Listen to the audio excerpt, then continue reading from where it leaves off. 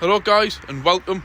I thought I would do one last bit like I promised before Christmas. There's probably one on my old Astra that I'll not get round to uploading, but I have got one before this. I'm not sure which way I'm going to do this, but that is just a short video coming up to the uprun of Christmas, and that'll be this one, which I'll leave on the terms of a Christmas note, because it's probably going to be the last official video of 2024, I would think. However, excuse me, I'm not going to lie, I'll probably look like a mess.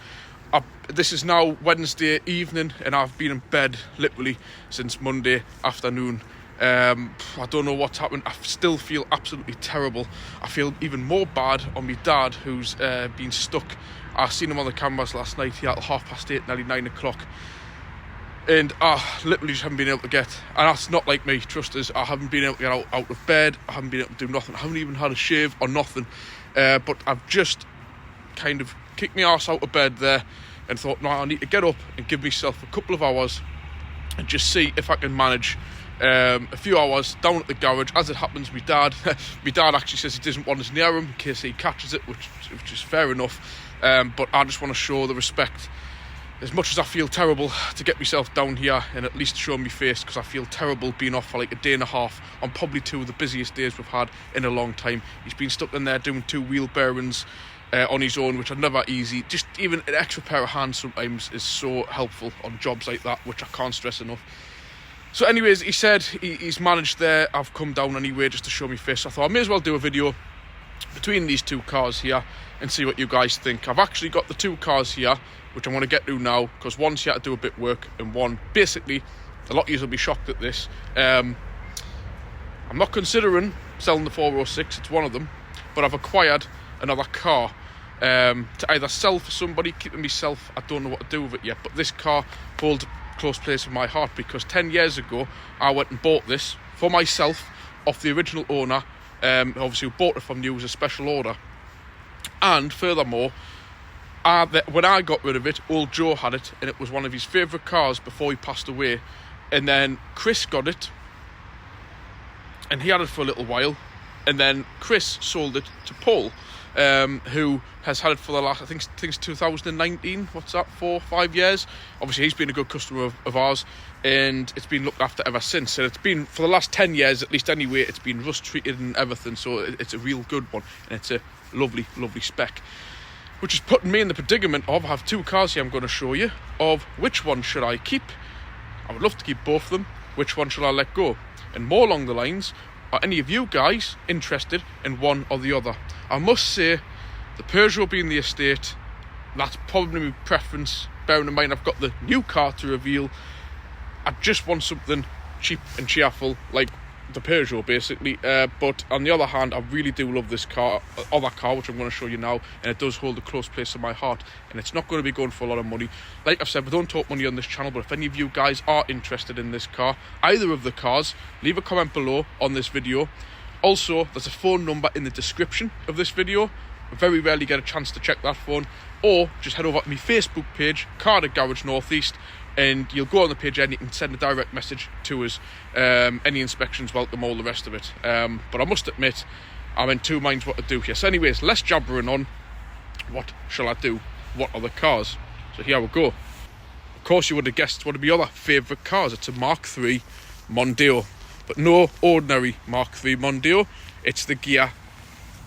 But no, not just the Ghia. It's the Ghia X. But it's got a lot of optional extras above the X as well. And obviously there's the good old Peugeot, and I did just want to show you on this, again, about to be the perfect advert for my channel. I find it good having that on there. Obviously I've got my other plates to put on, I've got it in to do a few jobs which I'll go through what we're going to do on it, but to be quite honest, this serves me, is exactly why I bought it and what I need it for the moment, just to use, well, not as even as a stopgap, because I don't need to get rid of it when I start using my new to me car. However though, the Mondeo Ghia X clearly is a much higher spec car, but it's unfortunately not in state. But however, it's not a tiny car either. They've got a huge boot on them, which I'll demonstrate if it's open. Yeah, absolutely massive. Oh yes, I forgot about these. It's even got my name on. Oh, I forgot about this actually. I didn't realise they're being put in. It's got a full set of folding mirrors and a full set I'll get to that in a minute. These are very expensive in the back. I'll show you that.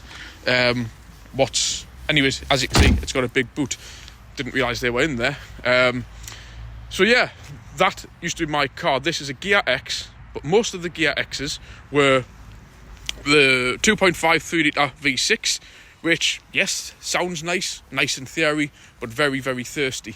And in my opinion, really the 2.5 one's not all that more powerful, to be totally honest with you.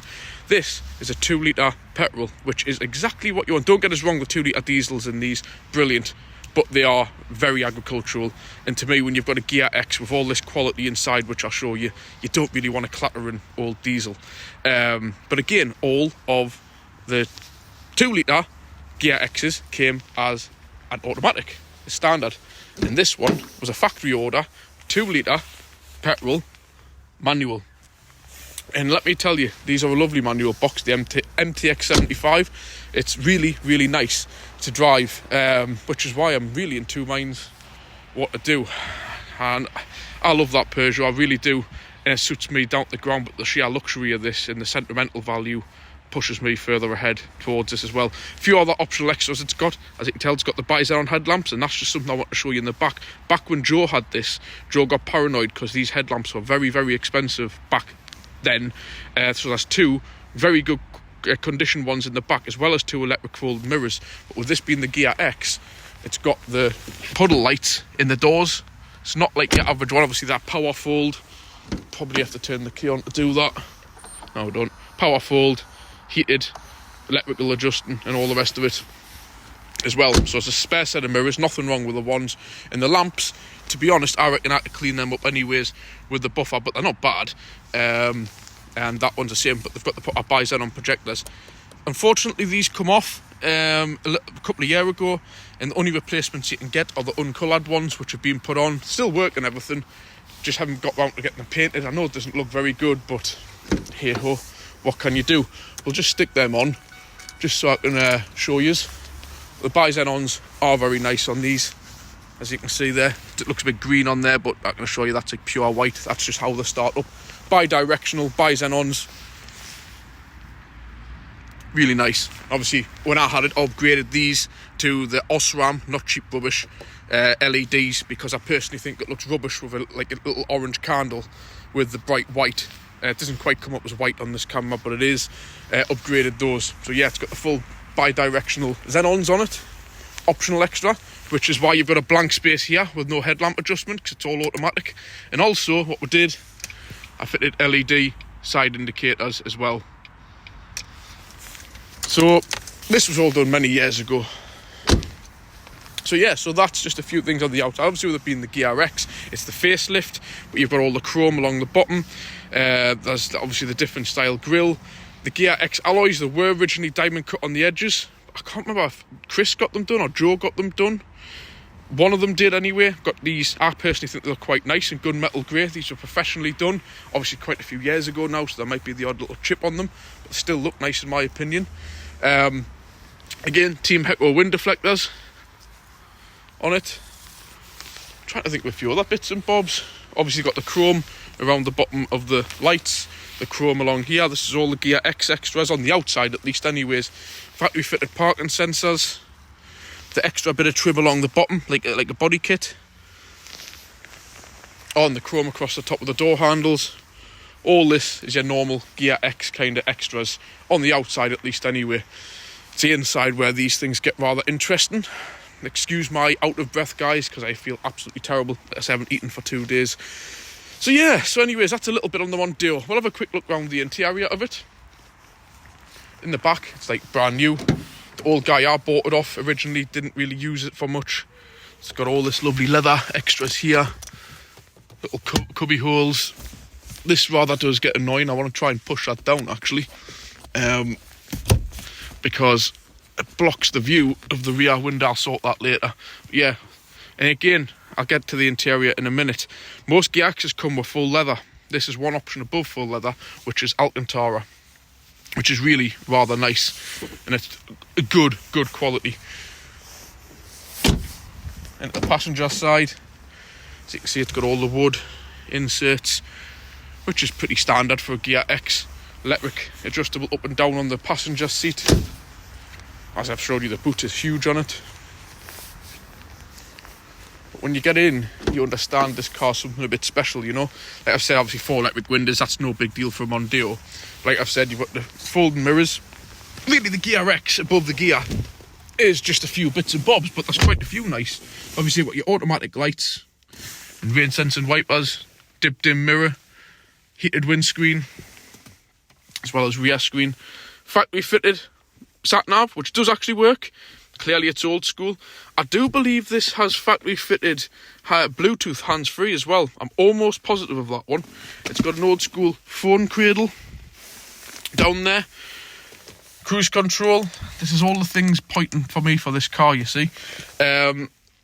Aircon, climate control, that I will say works absolutely perfectly on this car, which is another plus point. It works okay on the 406, but on these, they're just next level how good the aircon is. So yeah, it's got the aircon that work, like fully working.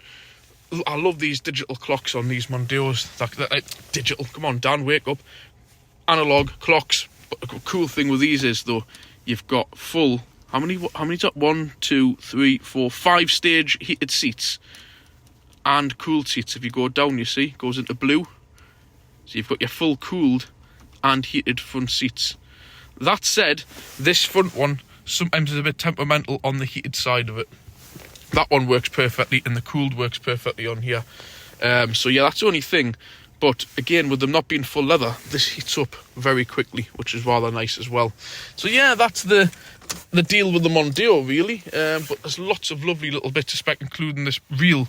Wait, I don't know if it's real, but it certainly feels like resin kind of half wood steering wheel. A lot of exclusive extras you got to the Ghia X. All the hand stitched, but the stitched leather handbrake and steering wheel. All the nice quality bits that actually the touch items, which are rather nice. 102,000 mile, which is nothing for one of these. And obviously under the bonnet, the standard 2-litre chain-driven Z-Tech engine, which is bulletproof basically, as long as I looked after and the oil's changed, which this one has. So yeah, the only real issues as well in the back, just these few little bits here on the back arches, which is pretty common on these of this age now. But that's it, that's literally it. And the hole underneath of the car and the sills and everything are absolutely fantastic for one of these. It needs a good clean down. But yeah, for the 406 really, as you can see, I've sorted out with all the winter tyres. I've got it all kind of ready how I want it, you know. It's in for a few things. This indicator stopped working. Wait, temperamentally stopped working. And I even just love that, like, old school chameleon type windscreen, but factory standard, not some like boy racer chav job. The only really thing I've got it at the garage for is, as you remember, I did that door when we had the torrential rain on the weekend. A little bit was coming through this one, tiny bit. It's not even wet, just slightly damp. So I bought another tube of this. This stuff is fantastic. I'm just gonna whip the door card off. I thought that was bird poo paint. Rip the door card off and reseal the inner skin like I showed you on the previous video. And as well, I was just going to change the bulbs in those front indicator lenses, but I do remember from years ago, it's these little connector plugs that normally cause the problems.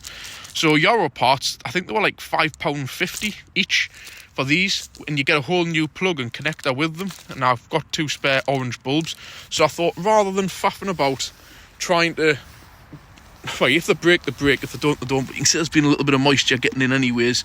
I'm just going to whip them off, hopefully as one unit, unplug them, replug the new ones in, pop them in, and it'll have 2 new ones. And I'll just keep them as spares. Because I noticed, in fact, to be honest, I'll put the indicators on, that they're flashing quite white anyway, so I'm going to kill 2 birds with 1 stone. It was working the other day, and then it stopped working for some reason. It might look quite orange on the camera, but this side I think is very white. Yeah. Actually, do you know what? They look perfectly fine now, but they don't. But it was a little bit temperamental the other day, that. So I just like the indicators to be working. Because I've got most of the bulbs and lighting issues sorted on this car anyway. As you can see, it's a lot more dated on the inside, this, but I do like all them gauges in this dash. I don't know, I just love this car. It's lovely, but I really love that one on a personal level as well. So yeah.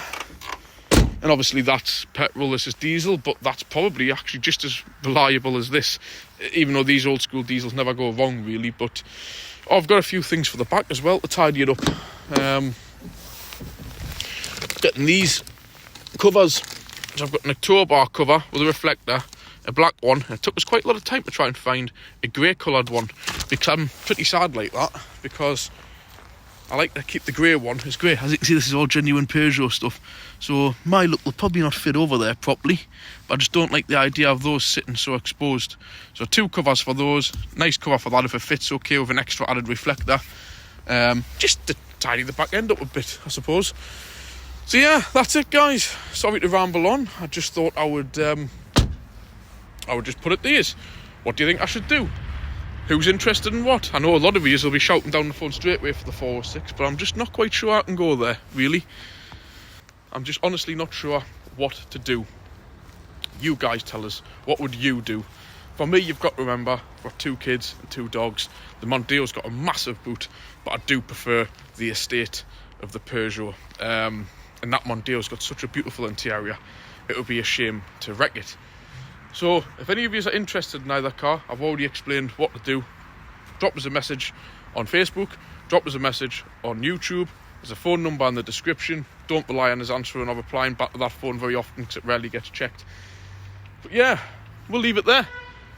Bit of a random video. It's really only content I can do. We're incredibly busy this week. And to be honest, I'm going to rip that door card off, change them 2 indicator lenses, and if my dad doesn't need us around, I'm going to go back home and try and get something to eat, because I'm literally running on fumes. I have had nothing to eat since Monday evening, and I've been seriously unwell. I'm just trying to kick myself into gear. Just hopefully if I have a decent night's sleep tonight, to be able to manage a day at work tomorrow, because I hate being off sick, especially when it's this busy as well. So yeah, anyways, if I don't do any more videos, which I don't probably think I will between now and Christmas, I know I might be saying this twice if I release the other video before this one. I don't know how I'm going to do it and when. I hope you all have a very good Christmas and New Year. And I want to just say a personal thank you to every single one of you who've just hit the like button, comment, even just watching the channel. And especially a big thank you to you guys who've supported me over the year with the buy me a coffee, the super thanks, all of that. You know, it's massively appreciated. I do all this content to help you, you know, to try give a bit of advice, free tips and stuff. Not much of this is to benefit me. I just enjoy doing it as and when I get time, which I apologise this year with the weekly vlogging. I had to stop that because it was getting too much in the way of the work, which obviously the garage comes first. This is just fun, so you've got to understand that. So anyways, I wish you all a Merry Christmas and a Happy New Year. I might just get some pictures and a quick little video up on at Christmas.